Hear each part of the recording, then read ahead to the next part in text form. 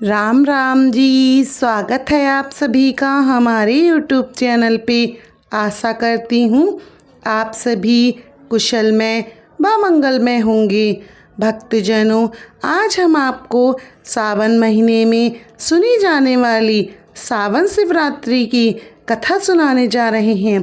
भक्तों, कथा को कृपया करके पूरा ही सुनिएगा, क्योंकि भगवान जी की कथाओं को पूरा सुनने से ही इसका पूर्ण फल मिलता है। ईश्वर की कथाओं को कभी भी आधा अधूरा नहीं सुनना चाहिए, इससे दोष लग सकता है। इसीलिए सावन शिवरात्रि की कथा को पूरा ही सुनिएगा। भक्तों, इन दिनों सावन का महीना चल रहा है। सावन माह में आने वाली शिवरात्रि को श्रावण शिवरात्रि या सावन शिवरात्रि कहते हैं। भक्तजनों, शिव साधकों के लिए इस शिवरात्रि का बहुत ही बड़ा महत्व है। पौराणिक मान्यताओं के अनुसार महाशिवरात्रि की मध्य रात्रि को ही भगवान शिव लिंग रूप में प्रकट हुए थे। माना जाता है इसी समय ब्रह्मा और विष्णु के द्वारा पहली बार शिवलिंग का पूजन किया गया था। परंतु एक वर्ष में एक महाशिवरात्रि और 11 शिवरात्रियां पड़ती हैं, जिन्हें मासिक शिवरात्रि के रूप में मनाया जाता है। मासिक शिवरात्रि हर माह में एक बार आती है। इस तरह से साल में 12 शिवरात्रियां होती हैं। हर महीने कृष्ण पक्ष की चतुर्दशी पर शिवरात्रि मनाई जाती है, जिसे मासिक शिवरात्रि कहा जाता है। मान्यता है कि मासिक शिवरात्रि का व्रत करने से भगवान शंकर जी अति शीघ्र प्रसन्न होते हैं और शास्त्रों के अनुसार देवी लक्ष्मी, सरस्वती, इंद्राणी, गायत्री, सावित्री, पार्वती और रति ने मासिक शिवरात्रि का व्रत किया था और शिव कृपा से अनंत फल की प्राप्ति की थी। इस व्रत के संबंध में धार्मिक मान्यताओं के अनुसार शिव पार्वती जी की कृपा प्राप्त करने के लिए मासिक शिवरात्रि का व्रत अवश्य ही करना चाहिए। भक्तजनों, मासिक शिवरात्रि की पूजन विधि के लिए सुबह जल्दी उठें और नित्य कर्मों से निवृत्त हो जाएं। इसके बाद जिस जगह पे पूजा करें वहाँ गंगा जल छिड़क कर साफ कर लें। फिर महादेव को पंचामृत से स्नान कराएं। उन्हें 3 बेलपत्र, भांग, धतूरा, जायफल, मिठाई, मीठा पान, इत्र अर्पित करें। शिव जी को चंदन का तिलक लगाएं। फिर खीर का भोग लगाएं। दिन भर भगवान शिव का ध्यान करें, उनकी स्तुति करें। रात के समय प्रसाद रूपी खीर का सेवन कर व्रत का पारण करें और दूसरों को भी खीर का प्रसाद दें। ऐसा माना जाता है कि जब अमृत की प्राप्ति के लिए देवताओं और दानवों ने मिलकर समुद्र मंथन किया था, तब वह सावन का महीना ही चल रहा था। समुद्र मंथन में सबसे पहले विष प्रकट हुआ। विष निकलते ही धरती पर भूचाल आ गया, वातावरण प्रदूषित हो गया, पशु पक्षी मरने लगे, हर तरफ हाहाकार हो गया। तब भगवान शिव ने उस विष को अपने कंठ में ग्रहण कर लिया था, परंतु इससे उनके शरीर में बहुत ज़्यादा गर्मी हो गई। उनका शरीर लाल पड़ने लगा। यह देखकर सभी देवी देवताओं ने उन पर जल की वर्षा की, अर्थात शिव को शांत करने के लिए उनके ऊपर जल चढ़ाया और भगवान शिव को जल बहुत अच्छा लगा। तभी भगवान शिव बहुत ज़्यादा प्रसन्न हुए। तब से यह मान्यता है कि जल चढ़ाने से भगवान शिव प्रसन्न हो जाते हैं। ऐसा माना जाता है कि भगवान शिव सावन के महीने में पृथ्वी पर अवतरित हुए थे। इसीलिए भगवान शिव को जल अभिषेक करके प्रसन्न करने का एक मात्र उत्तम महीना सावन को ही माना जाता है। एक अन्य तथ्य के अनुसार भगवान शिव स्वयं ही जल हैं, इसीलिए जल से भगवान शिव का अभिषेक करना बहुत ही फलदायी माना जाता है। भक्तों, मासिक शिवरात्रि की कथा के अनुसार शिव पुराण में वर्णित है, चित्रभानु नामक एक शिकारी हुआ करता था। वह शिकार करके अपना गुजर बसर करता था। एक बार वह शिकार खोज करने के लिए जंगल की ओर चल पड़ा। शिकार ढूंढते ढूंढते उसे रात हो जाती है, लेकिन शिकार नहीं मिल पाता। वह एक बेल के वृक्ष पर चढ़ जाता है। वह भूखा प्यासा उच्च रात के समाप्त होने की प्रतीक्षा करता है। शिकारी जिस वृक्ष पर था, उस वृक्ष के नीचे ही शिवलिंग स्थापित था। शिकारी अनजाने में वृक्ष के पत्तों को तोड़ रहा था और वह पत्ते शिवलिंग पर गिर रहे थे। पूरी रात इसी में निकल जाती है। संयोगवश उस दिन शिवरात्रि का दिन होता है और शिकारी भी भूखा प्यासा रहा, जिससे उसका व्रत हो गया। शिवलिंग पर बेलपत्र गिरने की वजह से उसकी पूजा भी हो जाती है। अनजाने में ही शिवरात्रि का व्रत करने से शिकारी चित्रभानु को शिव जी की कृपा प्राप्त होती है और मृत्यु के पश्चात उसे मोक्ष की प्राप्ति होती है। यह थी सावन शिवरात्रि की कथा। एक अन्य कथा के अनुसार जब भगवान ब्रह्मा एवं विष्णु की उत्पत्ति सदाशिव से हुई थी, तो अपने को विश्व में अकेला पाकर दोनों में अपनी श्रेष्ठता को लेकर विवाद हो गया, जो विवाद कई वर्षों तक चलता रहा। अनंत वे दोनों युद्ध करने को उद्वत हो गए। उसी समय महाशिवरात्रि के दिन उनके मध्य अग्नि का एक ज्योतिर्लिंग प्रकट हुआ। भगवान शिव ने कहा कि आप में से जो भी मेरे छोर को ढूंढ कर आएगा, वो ही श्रेष्ठ माना जाएगा।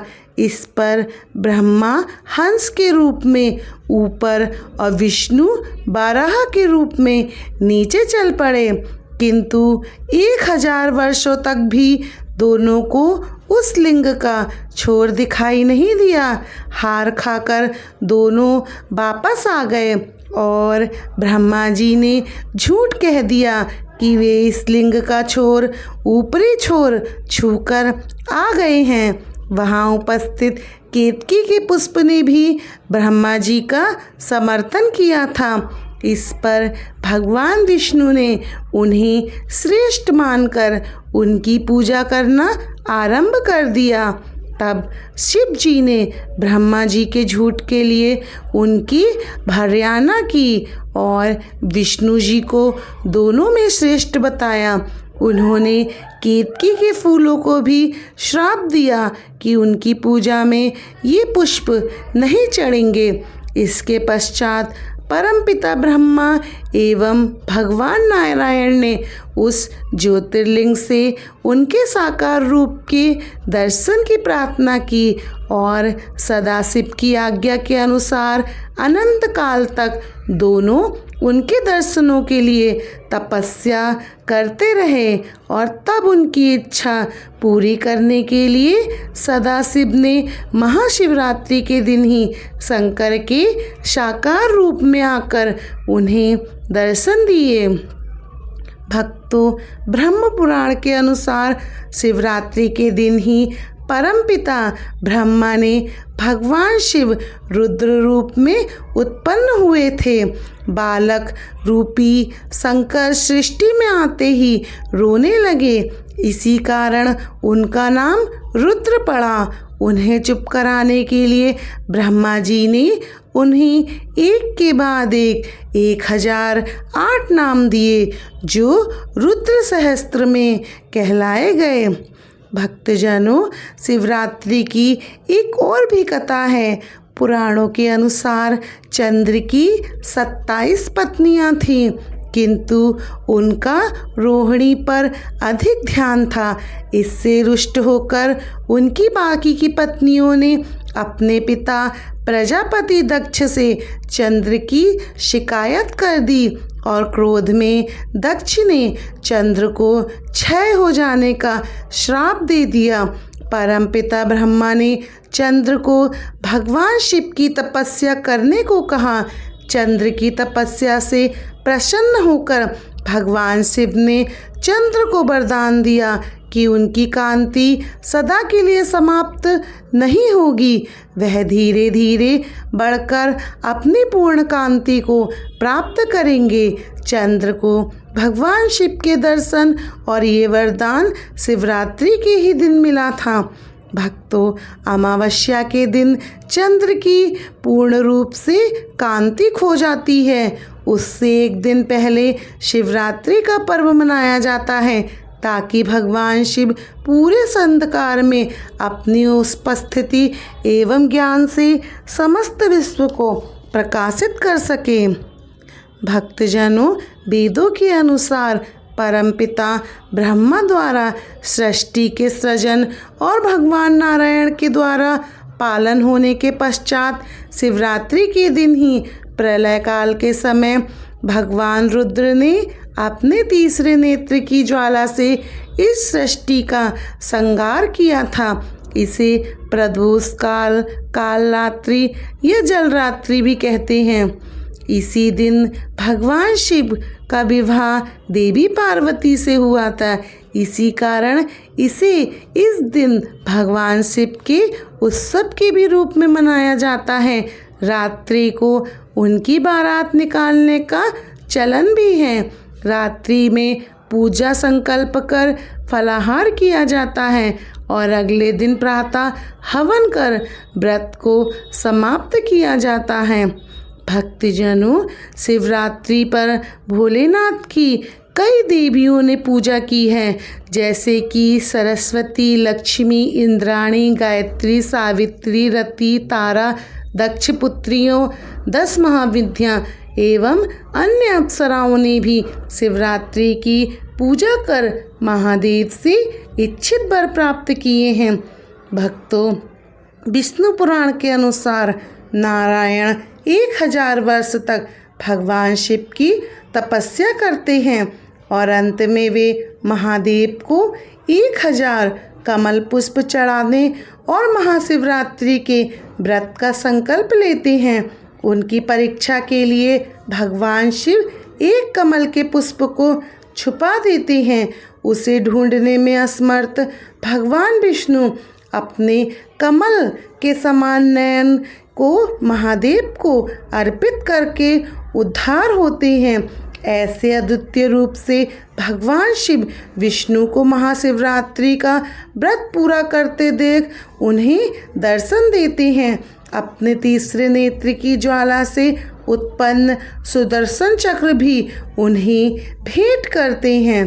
भक्तजनों, शिवरात्रि से संबंधित अनेक कथाओं में हमने जो कथाएं प्रमुख थी वह आपको सुना दी। भक्तजनों, शिवरात्रि के दिन कुछ उपाय किए जाते हैं जिनसे हम अपनी जिंदगी को संवार सकते हैं। यह उपाय इस प्रकार हैं। यदि किसी के वैवाहिक जीवन में कोई परेशानी आ रही है तो ऐसे में मासिक शिवरात्रि के दौरान शिव जी का पंचामृत से भगवान शिव का अभिषेक करें। इसके बाद पंचाक्षरी अक्षर ओम नमः शिवाय के साथ ओम भ्राम भ्रीम भ्रौ सहा राहवे मंत्र का जाप करें। ऐसा माना जाता है कि इस उपाय से जातक का वैवाहिक जीवन सदैव खुशहाल रहता है, पति पत्नी के रिश्ते मधुर होते हैं। इसके अलावा सभी तरह के दुर्रोग दूर हो जाते हैं। मासिक शिवरात्रि पर भगवान शिव और माँ पार्वती की पूजा को सच्चे मन से करने से उनका आशीर्वाद प्राप्त होता है और शिवरात्रि की पूजा में शिव स्तोत्र का पाठ जरूर करना चाहिए। मान्यता है कि इस स्तोत्र का पाठ करने से जातकों को सभी बीमारियों से छुटकारा मिलता है।